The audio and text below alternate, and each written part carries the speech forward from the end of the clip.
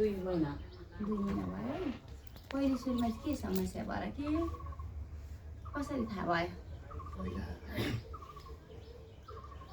सास फेर्न गाह्रो हुन्थ्यो, हजुर छाती भारी हुन्थ्यो, अनि ढाडहरू दुख्थ्यो।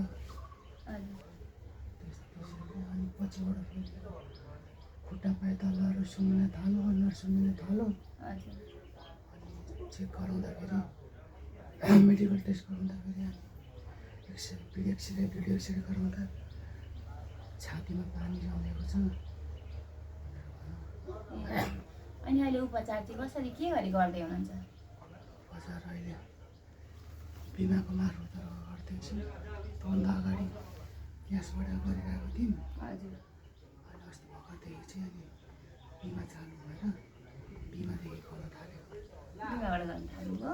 भर्खरै अनि यो दुइटै उसमै खराबी भनेको छ के छ? दुइटै किडनी खराब भयो। यो अहिले त अब डायलिसिस गर्दा समस्या त समाधान हुन्छ, हात्तिनु हुँदैन। ओ डायलिसिस गर्दै हुनुहुन्छ नि होइन कि के छ? कि गर्ने अवस्था छैन डायलिसिस गर्ने अवस्था? गर्दैछु हप्तामा 2 चोटि। हप्तामा 2 चोटि? होइन यो राम्रै हुन्छ हजुर नआत्तिनु। अनि यसमा चाहिँ के हाम्रो नेपाल सरकारले निःशुल्कै गरेको छ कि चार्ज तिरेको छ कि के छ? निःशुल्क गरेको छ भर्खरै पहिला त तिरेको नि अहिले भर्खर होइन निःशुल्क व्यवस्था छ नि त। त्यो निःशुल्क व्यवस्था तपाईँहरूले पाउनु भएको छ कि छैन सेवा सुविधा भनेर सोधेको हामीले होइन। 14 खेप त पैसै तिरेर गऱ्यौँ अनि त्यहाँबाट यता चाहिँ अनि त्यो 14 खेप हजुरहरूले उपचार गरेको चाहिँ हाम्रो के नेपाल सरकारसम्म पुर्याउनु भयो कि के छ यसको केही प्रावधान बिल पेस पाउनुभयो कि? खोइ बनाउँदैछ, बनाउनु चाहिँ अब खोइ मिल्छ मिल्छ। आज पनि जानुभएको छ। अनि हाम्रो नगरपालिकाहरूले केहीले हेरेको छ कि छैन के छ? हो त्यसकै लागि जानुभएको छ। ए त्यसकै लागि जानुभएको छ। अब हाम्रो स्वास्थ्य मन्त्रालयबाट चाहिँ अब निर्णय भएअनुसार होइन किडनीको अब समस्या हुनेलाई चाहिँ डायलिसिसको व्यवस्था छ। अनि यसमा भत्ता पनि दिन्छ भन्ने छ, भत्ता लिनुभएको छ छैन व्यवस्था? छैन अहिलेसम्म दिएको छैन। अब चाहिँ खोइ मिलेर दिन्छ कि। अनि तपाईँहरूले ओडामा यसो निवेदन दिनुभएको छैन? दुइटै दिएको छौँ दिनुभएको छ? दिएको छौँ ओडामा नगरपालिकामा दिएको छौँ। अनि अब खोइ बनिएकै भएकै छैन। आज पनि जानुभएको छ। अहिले जानुभएको छ।